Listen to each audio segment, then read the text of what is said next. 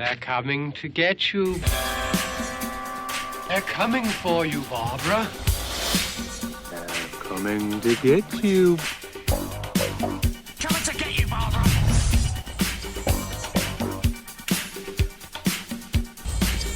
Welcome back to the Coming to Get You. I'm one of your hosts, Brent Terhune, and joined by Gavin Eddings. I hit my microphone, I do believe. Perfect way to start.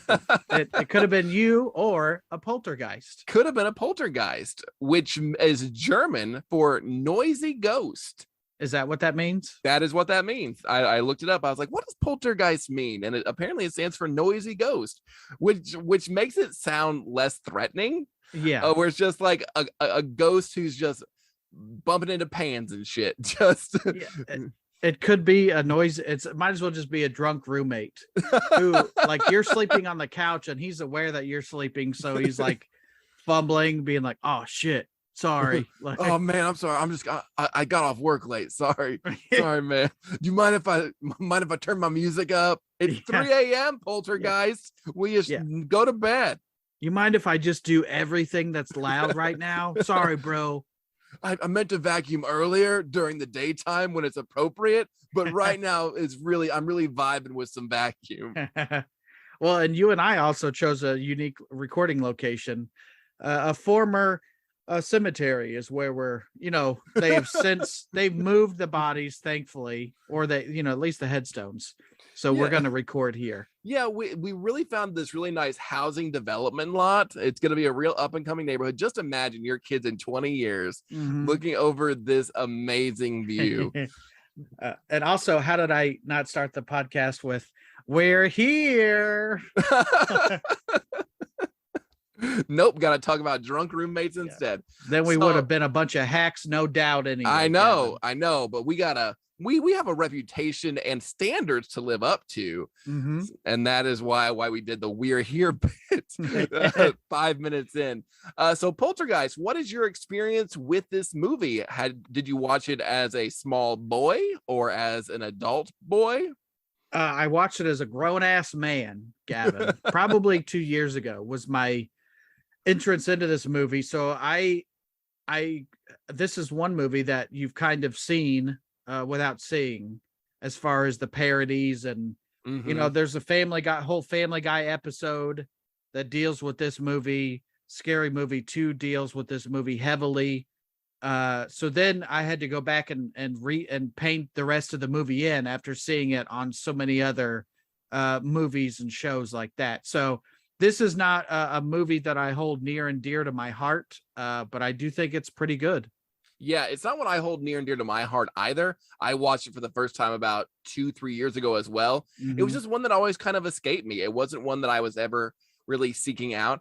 I know growing up, I was raised Mormon. So you can't, when you're Mormon, you can't watch R-rated movies. That's like a thing you can't do. So whenever people would have sleepovers, the only horror movie they could get is like M. Night Shyamalan stuff or Poltergeist because this movie's rated PG. So that was my experience. I never really watched it then. I finally watched it on Netflix like 3 years ago, and it's fine. I think it's a good movie. It's by no means I didn't have my life changed by it. I know there's one podcast where the girl on there is always like, Poltergeist is my absolute favorite, and it's like, oh, okay, that's fun, I guess, but it's by no means one of my favorites. And I think I probably saw the original after maybe I saw the remake when it was I saw it in theaters. It just, producer wife and I tend to, if there's a horror movie out that kind of looks okay, we go see it. So and I couldn't tell you much about the remake. I assume it's very much similar to this. I knew more about Poltergeist just from back in the early 2000s. The E network did a documentary called The Curse of Poltergeist. So I became more familiar with the curse, and we'll get into all that here in a little bit, but I was more familiar with the idea of the curse of Poltergeist than actually the movie itself or what anything like happened in the movie. I was more familiar with the behind the scenes comings and goings. Well, Poltergeist came out June 4th, 1982, directed by Toby Hooper. So we're finally revisiting a director on this show. And finally, I mean, 9 episodes in. But really, did Toby Hooper really direct it though? Because there is some behind the scenes drama that he was there, but Steven Spielberg basically ghost directed this. Oh, yeah. We'll have more on that later, actually. No, teasing. we do have a budget of $10.7 million and a box office of $121.7 million. Yeah, it made a lot of money, and it's one of those movies that is definitely iconic for the 80s. Like, during that 80s horror, it may not get as much attention as certain slashers like The Shining. The Shining, Friday the 13th, but as just a pure spooky ghost movie, it does a good job. And I can't recall a lot of ghost movies coming out in the 80s. It was mainly a lot of slashers. Yeah, probably slashers to facilitate the bare teat.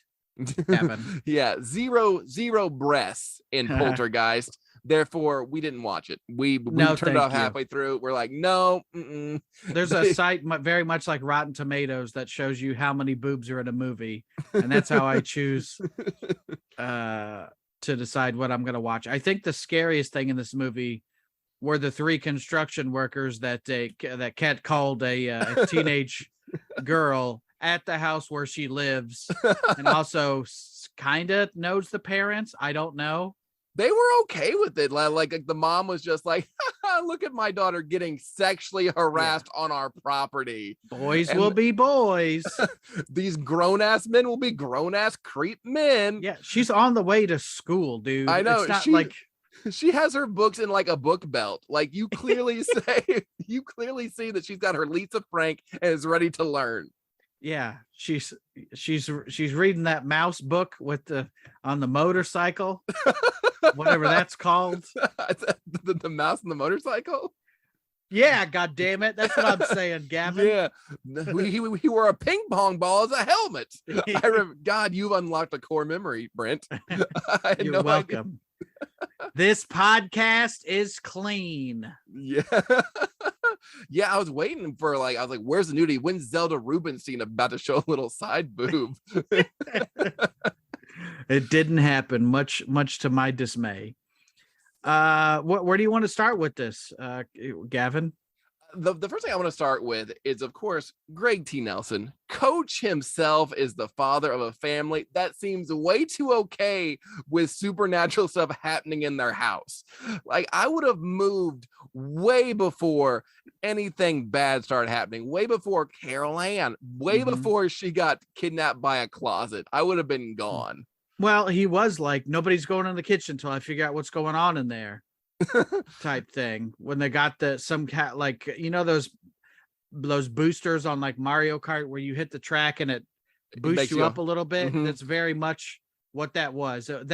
That scene where they're sliding chairs and through that's like a sliding puzzle on any RPG game you've ever played. Is we got to get the thing to slide so we can move the other slide. What you don't see is they slide it in the correct order, and behind the scenes a panel opens and they get a rupee because they solved it. I forgot just how much this movie tries to go after kids. Because there's a scene where, first off, I would not build my house to the most haunted tree you have ever seen. Like that tree outside their house, he tries to give an entire story about it's an old tree. It's been here for a while. It's a very friendly tree. It's like that tree has a knife and is smoking a cigarette. This is not a nice tree at all. It is the scariest tree. And these kids are always in danger. They're always like this poltergeist does not care about the adults. It just wants to fight the kids. It wants their life force. The beast. The tree very much feels like an asshole version of the trees from Lord of the Rings. Like tree beard or whatever. It's like, come here, young hobbit. But that entire scene was incredibly intense, and it'd been a few years since I watched this, so I forgot that a whole ass tree tries to kidnap and eat a child. Mm-hmm. And you can't really fight back against a tree. Yeah, a tree's the tree, and it's like what short of a chainsaw, like yeah, there's not much you can do to fight back if a tree kidnaps you. Lightning, if you can conjure some of that up, like I feel like this movie, and the tree including, this movie is very much, to me, seems like a bunch of sketches that got put together. And I say sketches and like how you would like write a movie, but we got this funny situation and we move on to the other situation. They had a bunch of scares, I feel like, that they put together, and this movie is kind of one scare after another. And it's, you've got the clown, you got the tree, the chairs, the face TV peeling stuff. scene. Like this is like a bunch of sketches they put together to form a movie. And it's not usually, when that happens, you can tell, but I feel like they were going from scare to scare. And I don't hate that this movie's kind of nonstop stuff going on. Yeah. At times though, it did feel a little disjointed, and it was a little, it's a very slow movie. They try to get the scares, but it does feel at times like it's chugging along. It ramps up for sure, but it's once they get there, I think it's not the worst. But this isn't a 2-hour movie. Yeah, and it feels long. It feels longer than 2 hours. It did. If I felt like they could have cut something out. But I think that's what you would get during the 80s. It's like, it's got to be 2 hours, It's their only night out on the town. They got a sitter for this. We got to give them their entertainment. Some producer with a cigar in his mouth was like, give me pictures of Spider-Man and 2-hour movies. The kids won't go unless there's 2-hour movies. It's hard to even talk about Poltergeist, because outside of the main family, they bring in the paranormal investigators, but I always forget that's a thing that happens in this. Mm-hmm. And they just become live-in paranormal investigators. Yeah. Paranormals. Oh, that's a good one. That's you should get a shirt with that on it. Yeah, I'm wearing it right now, actually. I love it. I was trying to fit it in somehow, some way. But yeah, was this... I'm sure there are other movies where they brought in the paranormal investigators. Probably before this, I'd have to look it up. Was like, I think Amityville did it for sure. I don't know Haunting, maybe. Yeah, I don't know if Amityville brought it up paranormal. I know Amityville brings in a priest who gets attacked by flies, but that's about all I remember from that. Poltergeist, for me, like I said, it's a weird movie to talk about because I enjoy it, but it's hard to kind of, like with Halloween or Nightmare on Elm Street, you can kind of go beat by beat, kind of do a recap of it, but it's kind of hard to, because even though I watched this just 3 nights ago, it's hard to remember what order things go in. Yeah. Where it's like, okay, I know the clown's at the end, the tree's kind of towards the front half, but when does the closet eat Carol Ann? That's like midway through the movie. And I do want to clarify, I didn't mean The Haunting, I meant The Changeling. Okay. With George C. Scott, and that, I looked it up, came out in 1980. So it wasn't like the first to bring in the paranormal team, but it was like in my timeline of movies, this happens pretty early compared to Insidious or whatever, Yes. But it's hard to like remember what happens when, because then also to me in my head, this movie has a false ending. Right there, like it ends that she says the house is clean, and then there's more movie after that. It's not clean. It's not clean, and the family dynamic in this is very, very good. I feel like they're a real family. I like all the characters. I think Heather O'Rourke as Carol Ann is just adorable. Yeah, just what you think. She got that good amount of like angelic and also creepy with the they're here. Also, let us just remember a simpler time when TV station would go off the air in the middle of the night and play the national anthem for some reason. I don't never forget where you are. Never. This is America. Now, if you're ready to go to bed, stand up and take your hat off and pay homage to this great nation. I mean, do you want to just cover your significant scares? Because there's no I was gonna say kills. Does anybody die in this movie? No. Everybody who's dead in this movie is already dead prior to the movie starting. And it's just kind of like a fun little haunted house movie. You got some scares there. The visual effects are pretty good for what for 1982. I thought some of the creature designs were really cool. There was one where I was like, this is great, but also you can tell it's fake. And of course it's all fake.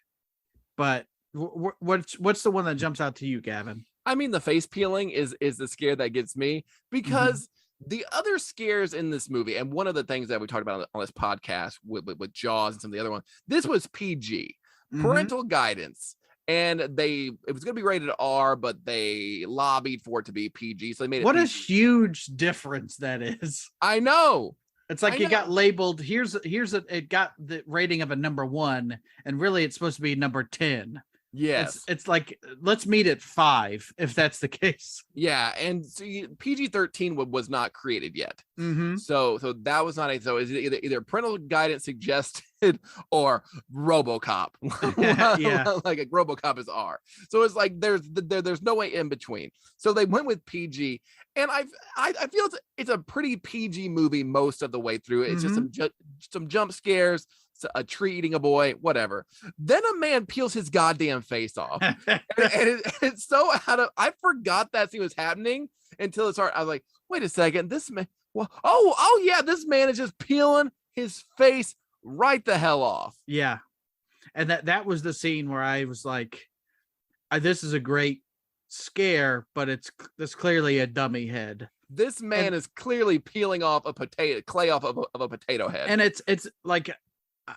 Maybe it's me just being like in the year 2022 where I've seen excellent effects, and it's hard for me to appreciate when I can tell it's a dummy, even though I'm like, this is still a great effect, but it's part of me was like, that's a dummy, Yeah, I had the same reaction seeing this face peeling as I do in the scene in the first Terminator movie, which came out 2 years later, where the T-800 Arnold Schwarzenegger is like cutting his eye out, and it's gross and it's bloody, but you're like, this is clearly a plaster head. Yeah, this is not Arnold Schwarzenegger, especially when it cuts back to his real face so quickly. It's like this. I think I can tell where they made the cut.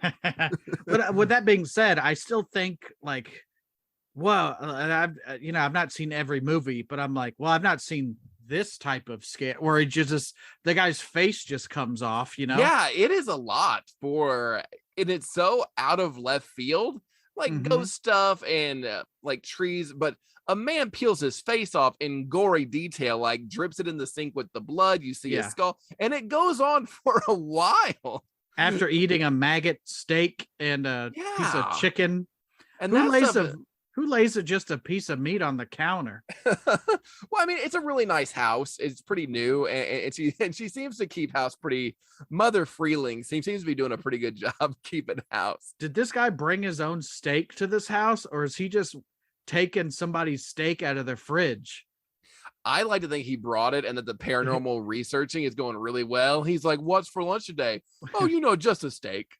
If I invited you over to my house, Gavin, you stayed here before. Yeah. If I just had some high-end meat in the fridge, would you just be like, let me go ahead and grab one of these real quick without asking? Absolutely not. I have to ask before. I ask if can I get one of these Mountain Dews? And you're like, no. No, I actually think I sent you home with that whole case. It was that he had some Mountain Dew Voodoo. Oh, so one of them, I put the case in my back seat. This was last October of 2021, and the other day, I guess one of them rolled out, and I had a Voodoo that was like in my car for like 7 months. I did not drink it. I was like, this has been hot, cold, hot, cold. It's been from -10 degrees to 100. Let me go ahead and drink this down real quick. Real thirsty. Well, one of the things that was the most unsettling and scary to me and it's probably the most simple thing, was the chairs. Like the they're not pushing the chairs in, and then they cut away from the table and back, and now they're stacked. And part of me maybe was unsettled because I'm like, how did they do that? Because I looked to see if it was one shot, and the closer you look, you can see like the plant in the corner was like bumped by somebody because it moves. But you could also just attribute that to a poltergeist. Yes. But apparently what they did is there's a crew there and they put the chairs up, but they were pre-assembled that way. Oh. So that, but it's still, to me, very unsettling of like, it's not malicious, but it's also like, that's not natural. Yeah. If I come home and my chairs are stacked, or like, it's that feeling when you put your keys down and then you look away and you look back and your keys are gone. Yeah. And you're like, it's more so the simpler the scare and the more it's just a ghost messing with you, the scarier it is. Where it's like, why'd you open my mail? like what did you gain from seeing my water bill, poltergeist? When and one of the things that they say ghosts and poltergeists will just open the cabinets in a place. So when I lived with my roommate Phil in college, he was somewhat OCD. So we would be standing in the kitchen and I would just slowly like open the cabinets but then just leave them because I knew it messed with him. So then slowly throughout the conversation, he'd be closing them unaware of that's what I was doing, was opening them. But can you imagine just you're the noisy ghost. You are that shitty roommate. Can you imagine if you just walked into your house and all the cabinets are open? Like, because nothing about that is malicious, but it's not natural. It's not, they're not supposed to be that way. And it'd be one thing if there was like a dead body on the floor, then it's clearly, this is bad. Yeah. But if the cabinets are open, it's just like, is this bad? Or what happened? Are they trying to send me a message? Is there something I should be looking for in the cabinets? Yeah. I need signs unclear, poltergeist. I need more information on this. Yes, please. Yeah. But yeah, the face peeling scene is definitely like just out of nowhere. And just, I do like this idea of just everything happening in the kids' room, which is, it's scary because nobody's messing with the parents except for the TV. But just knowing that your kids are in this room with a swirling vortex of ghostness and you can't get in, and then your daughter, like your son gets eaten by a tree, gets grabbed by a tree, and then your daughter gets sent to the other place through her closet. Yeah. Well, and he even shows up at the paranormal office or whatever, and he's like, I haven't even gone to the cops yet. And I'm like, well, your child's gone missing. That's maybe the first thing I would do. But also, when you think about it, who's going to believe you that a tree ate my son and the closet got my daughter? Yeah, because you know what happened. She got eaten by the closet. She's on another dimension right now. So you can't be like, do you have any intergalactic police? Any police that perhaps time hop or portal jump? Anything? Because they just give you a drug test is what they would do. And then arrest you because you did something to your child. Yeah, she's not around anymore. Yeah. That whole scene, like they took my daughter and then trying to get her back. I do love the idea that the family stays in the house and just like boards up the other room. Not even boards it up. They just don't go in there, and they open the door and it's just like a bunch of like a tornado of shit just going around. Just to scream. But nobody else can hear it. Nobody hears that outside. No. Okay. Nobody's calling the cops. I feel like I think the guy who kept messing with the remote during football, I think he would have heard that and called the cops. And that's the thing, like that part could have been cut out of this movie, but it also like provides a like not even a small town charm, but like it's kind of a fun thing that of like, no, you move your TV set type thing, That to me, this is not a Disney movie, but I think you can also say like Disney to me is very similar to Steven Spielberg, with the way he makes movies. A very I don't know what you would like, a wholesomeness to the movie. Yeah. And he's not the director, but this was his idea, and he co-wrote it and was a producer. So that's where I think people come in and say Spielberg directed this, even though it was Toby Hooper. But it's also like, if you're Toby Hooper, are you going to be like, no, Steven, I got this type thing, Yeah, because there could be a power struggle there, because Toby Hooper at this point had completed Texas Chainsaw Massacre. Jaws had come out, so Steven Spielberg had Jaws. I don't know if I don't know what else, because E.T. had not come out yet. They So- came out like a week apart.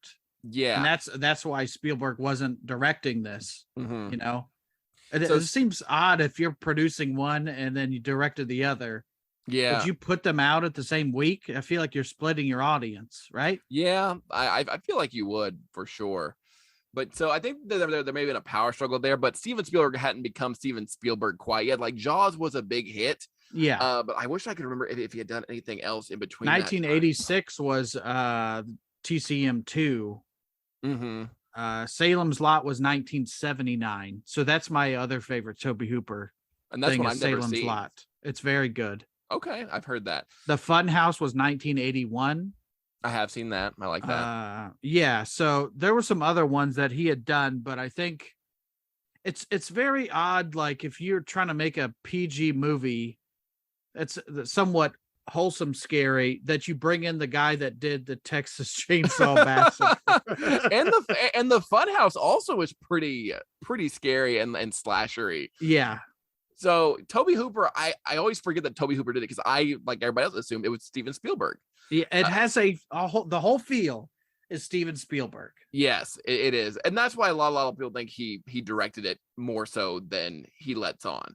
Mhm. But it has that small town charm. I did forget how funny this movie is. It does have some genuine humor in it, like the stuff with the remote. The stuff, even though it's weird, like the sexual harassment, it's pretty hilarious. Or that, like the stuff with the remote control cars and the beer. Like if I was that guy riding my bike and they're driving remote control cars around me, sorry about your cars, but it's like, I'm Yeah. going to hit them. You know, Yeah, these these kids are just being assholes to this guy for no reason. He doesn't seem like a bad guy. He's just trying to get beers to the football game. yeah, Back when a lot of bear, by the way. so Like, much beer, and but he drops the beer, and then he goes in with and they're still spewing everywhere. And yeah, it's like there's no plastic on anything. This is a new house. Why? What are you doing? And nobody's upset about it. They're like, oh, the game's on. yeah. I got 500 large riding on this. You know. Well, and Hooper talks about this who directed what controversy type thing, and he said the genesis of it came from an article in the LA Times when we were shooting the practical location on the house. The first 2 weeks of filming were exterior, so I had a second unit shooting stuff that had to be picked up in the front of the house. I was in the back of the house shooting Robbie and the tree, looking down at the burial of the little Tweety bird, as Steven was picking up the shots up for me up front. The LA Times arrived on the set and printed something like, "We don't know who's directing this picture." The moment they got there, Steven was shooting the first shot of the little cars out front. And from there, everybody was obsessed about, writing their own legend. He said, really, that is my knowledge of it, because I was making the movie and then I started hearing all the stuff after it was finished. And go ahead. And even like when it came out, like Steven Spielberg had an open letter in one of the magazines saying, like, hey, essentially you did a great job and I'm happy with it. Like it was an open letter to Toby Hooper and like a variety or whatever it was, Dear Penthouse, Mr. Hooper. It was me and two other construction workers. We saw this girl going to school with her book belt. And another thing is that the view is bolstered by various statements Spielberg made about this involvement, including an LA Times quote on May 24th, 82. He said, "Toby isn't a take charge sort of guy. If a question was asked and an answer wasn't immediately forthcoming, I'd jump in and say what we could do. Toby would nod in agreement, and that became the process of collaboration." It's also Spielberg is like one of the writers and a producer, so it's just hard to. What are we gonna tell him? No, like no, get out of here. So it was the Hollywood Reporter, by the way. I found that article about how the open letter, So, Okay. Yeah, it's admittedly, I don't know how you feel. This feels very Steven Spielberg, right? It does feel it looks almost exactly like E.T. from the shots in the kitchen to just the overall filter of how it looks. And I could see the E.T. family living in the exact same neighborhood and it looking exactly the same. So it does have that very clean, safe, fun feel to it. Yeah. Like a Steven Spielberg movie. And so I can definitely see why people often mistake that it was Steven Spielberg, because he was so heavily involved in the making and creation of the film. And here's that open letter. It says, regrettably, some of the press has misunderstood the rather unique creative relationship which you and I shared throughout the making of Poltergeist. I enjoyed your openness in allowing me as a writer and a producer a wide berth for creative involvement, just as I know you were happy with the freedom you had to direct Poltergeist so wonderfully. Through the screenplay, you accepted a vision of this very intense movie from the start, and as the director, you delivered the goods. You performed responsibly and professionally throughout, and I wish you great success on your project. So it's like, yeah, Toby just made the movie that they wrote. Yeah, and like that's a really nice open letter, like that's very nice of him to do that. He didn't have to. No. That's a very nice thing that he did for old Toby Hooper. Old Toby Hooper. Yeah. Would you, and we could, maybe this for a topic for another podcast, but like, what's the best Toby Hooper movie, would you say, Gavin? Oh, based on what I've seen. Oh, I know I think he did the Toolbox Murders. I have not seen that, but I own it. It's one of those things that I bought it on sale and I never watched it. I like the Funhouse, Texas Chainsaw Massacre. Probably, I really think Texas Chainsaw Massacre 2 is a lot better than the first one. Okay. So probably Texas Chainsaw Massacre 2 would probably be the thing I enjoy the most bad that he's done of what I've seen.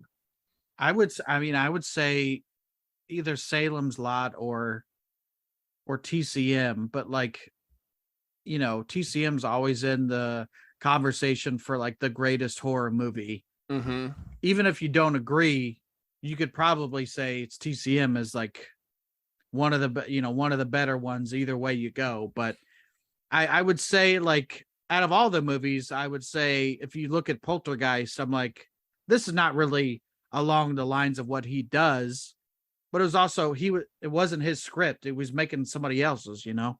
Yeah. So I just like Texas Chainsaw Massacre 2 because it's so different and so weird. Yeah. It's not what anybody was expecting. Yeah, I like it because it's got so much screaming in it, Gavin. That's what I like about it. And speaking of weird and unexpected, the MVP of this movie is Zelda Rubinstein. The minute she walks in with her 4'6" frame and the voice, the evil is gone from here. Just the minute she steps on screen as Tangina, it's business is about to pick up because she comes in with a plan. She's like, the beast wants them. And that's not a good voice. I'm not doing it very well at all. I sound more like a witch. You like have to smoke a lot, and I don't like it. Just her, because it's almost. And I looked it up, and I'm not. This may sound like a shitty thing, but I'm like, was she a munchkin? I thought so as well. Okay, yeah. So what I did find out, because I was like, was she? She wasn't. She was not alive when that came out. Okay. Because I think Wizard of Oz came out in like the 30s. Yeah. Like it's old as shit. But she was in, I think it was it it was Under the Rainbow? Okay. Which was a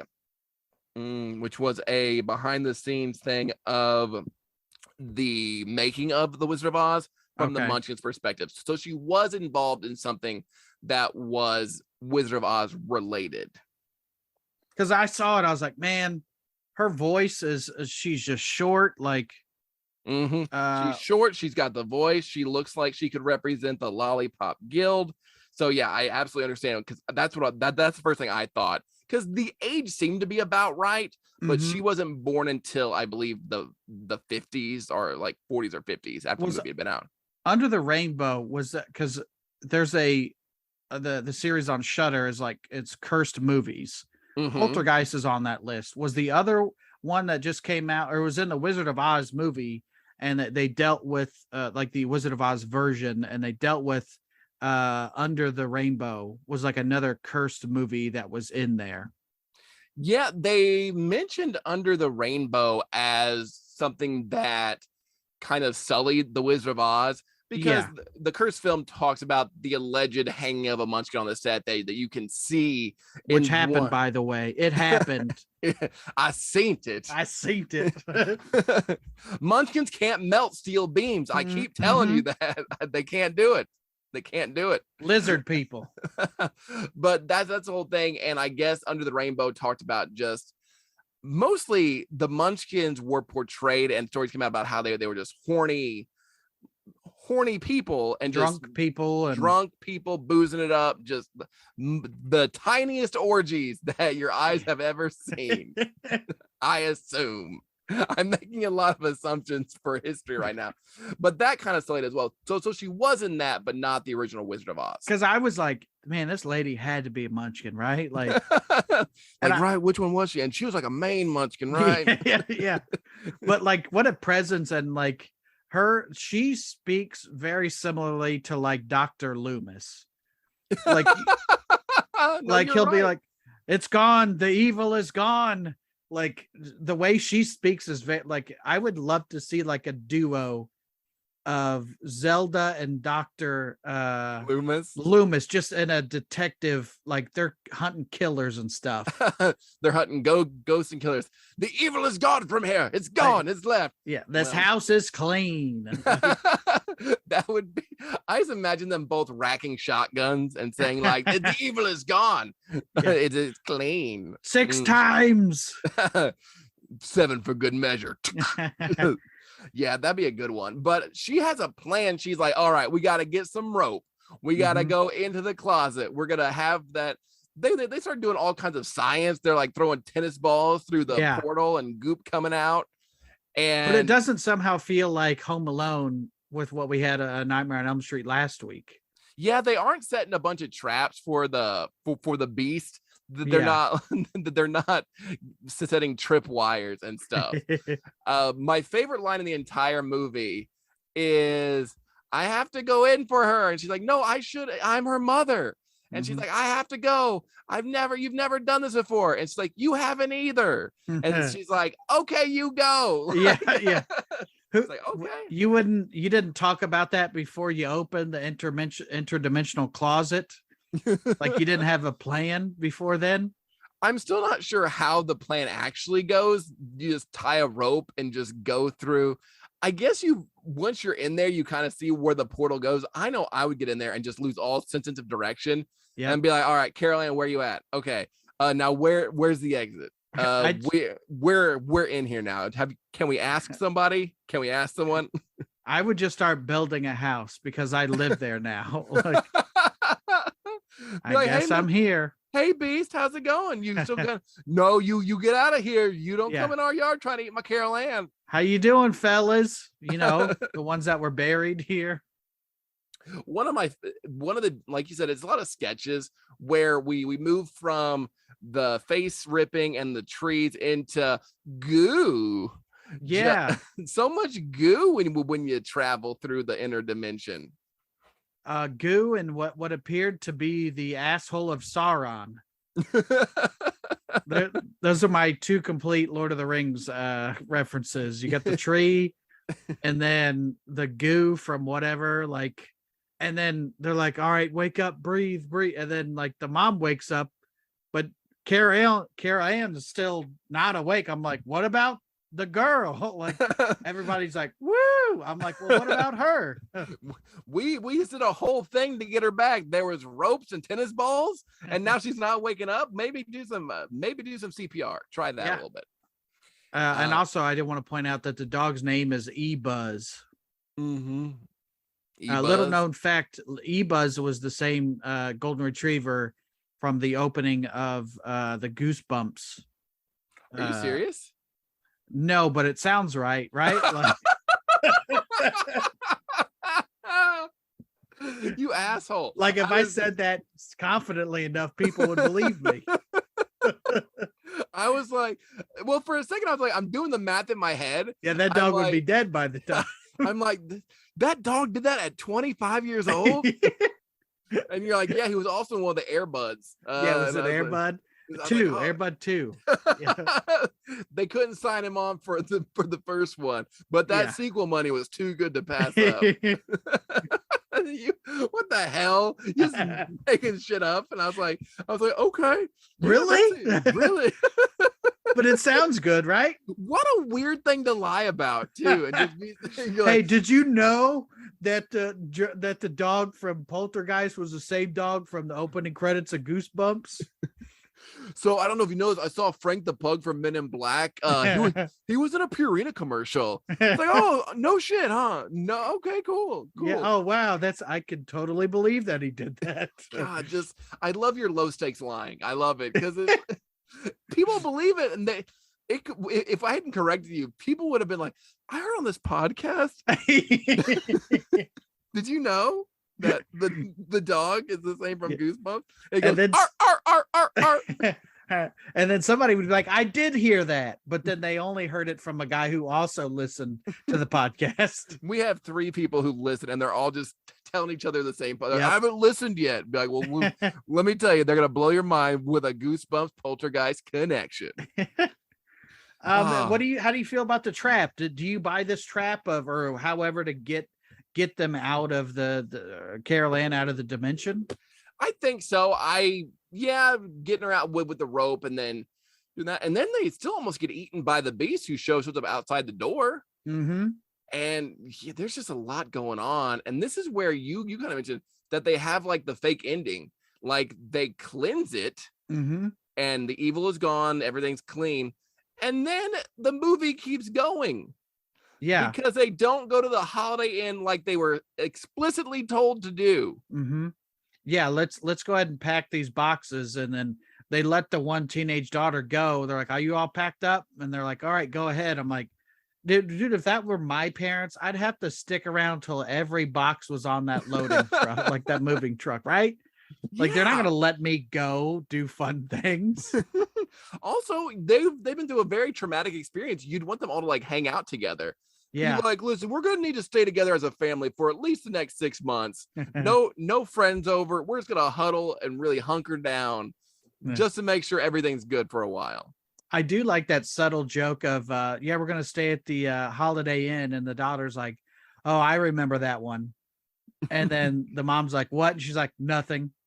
So she's hung out at this Holiday Inn with the boy that's picking her up. Oh, there we go. And the boys she's hanging out with 3 construction workers.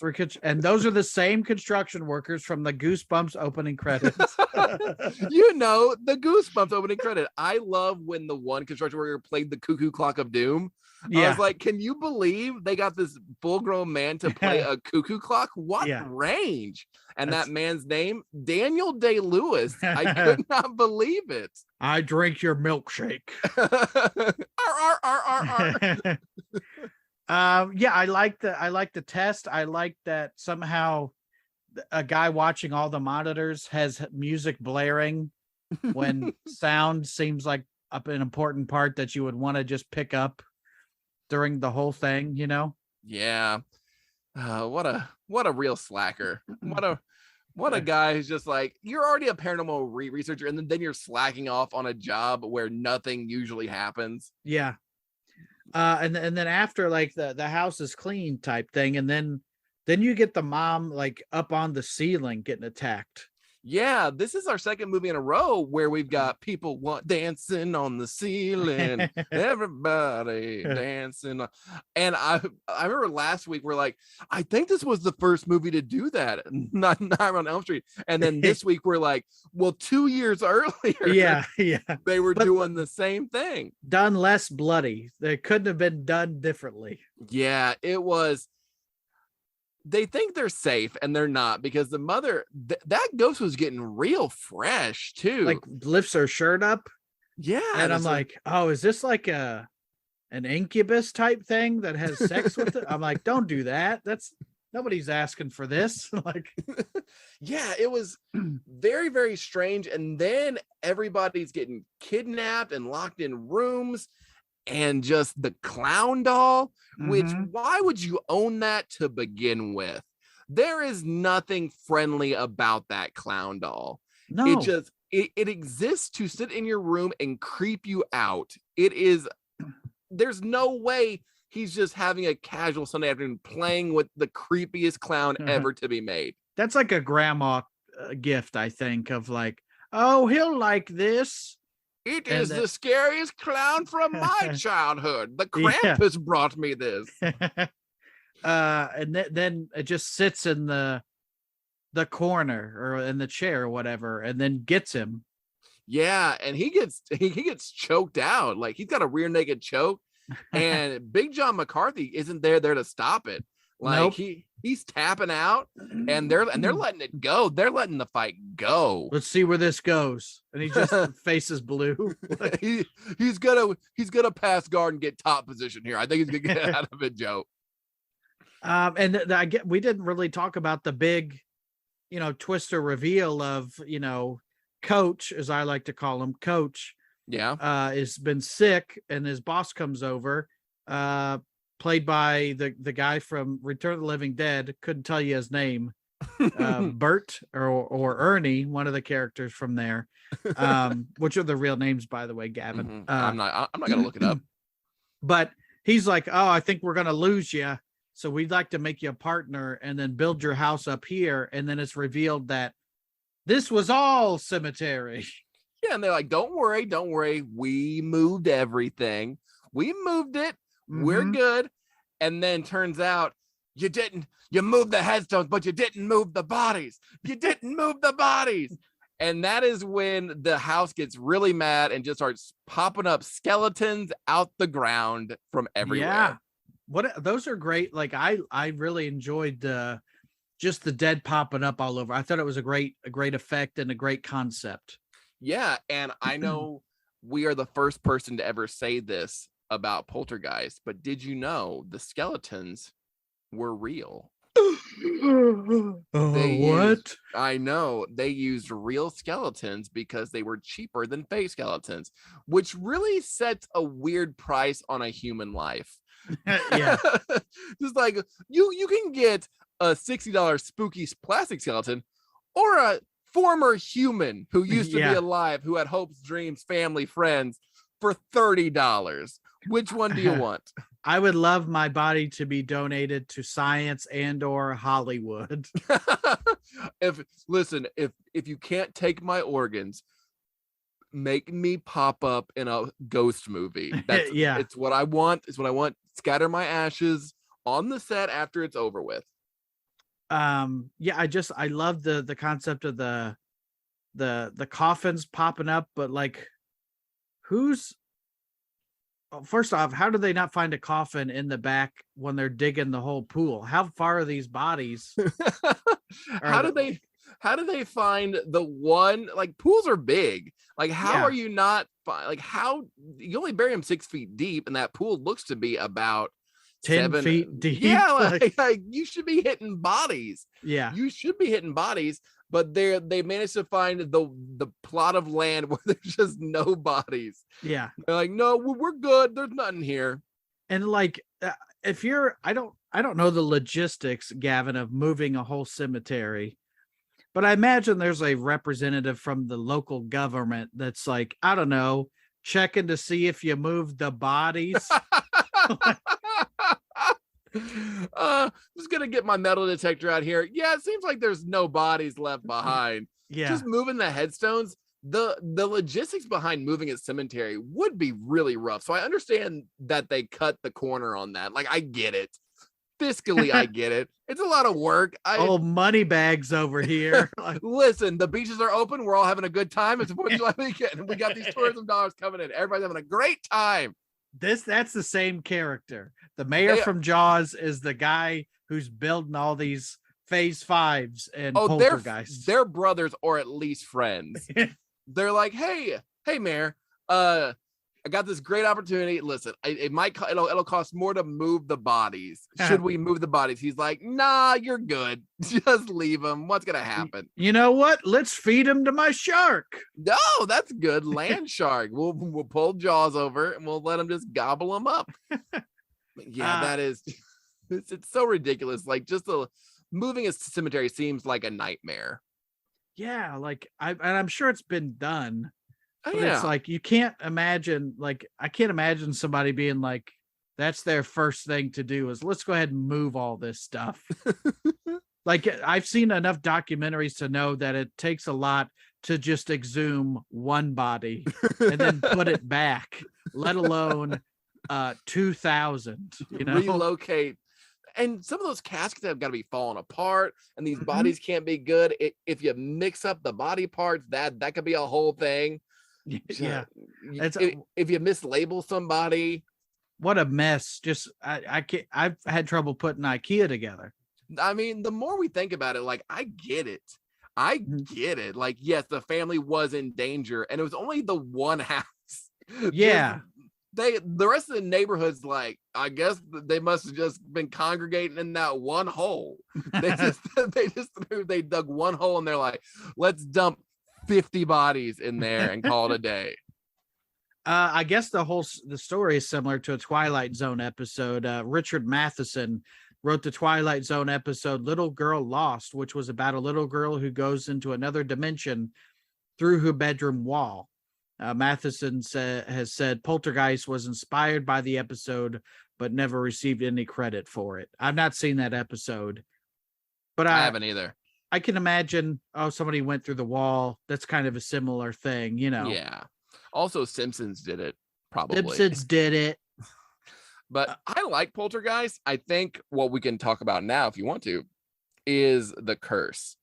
The Curse of Poltergeist, which is probably just as famous as the movie. Like I said, I watched the documentary, The Curse of Poltergeist, because so much stuff happened on set that made it seem like they should not be making this movie. So similar to the stuff that happened on the set of The Exorcist, where they're like, is Satan actually here on set? Is he actually directing this movie? I heard William Friedkin Weekend showed up and was shooting guns off in people's ears. And I actually heard that William Friedkin actually directed Poltergeist. I don't know if you know this, but William Friedkin Weekend also goes by the pseudonym R.L. Stein. That's true. Who wrote the Goosebumps books. Yeah, some people claim that Steven Spielberg directed this movie. I claim that William Friedkin did. Oh, wow. I like to out crazy the crazies. Yeah. So I've lost my train of thought, you asshole. Cursed. Yeah, I can't remember now. Yours hit me with all these fun facts that are also lies. Sorry, I'm just being too fun over here. yours too on right now in your skits. But Curse of Poltergeist, Heather O'Rourke, who played Carol Ann, died tragically at the age of 12. At the age of 12, while shooting Poltergeist 3, she had a misdiagnosed blocked intestine, where she went from just being a little tired and sick to she literally went from being diagnosed with the flu to being dead in like 2 days. which is crazy. And it's so sad because she really is the heart of this movie. Like, we joke about others, but she is so good at such a young age. Their here is iconic, and she was only 6 years old when this was happening. She beat out Drew Barrymore for the part, because Drew Barrymore didn't seem angelic enough. However, and Drew Barrymore would get the part in E.T. from her audition in this. A little fun factoid about that. But Heather O'Rourke dying tragically, and then I think even sadder, like right after this movie came out, the actress who played the sister, the older sister, actually died because she had broken up with her ex-boyfriend and they were trying to get back together or something. And Dominique Dunn was her name. And they were talking, and he actually choked her to death. And she didn't die right away. He choked her for like 4 to 6 minutes. She passed out, and then she went to the hospital and never woke up. Like, that's worse.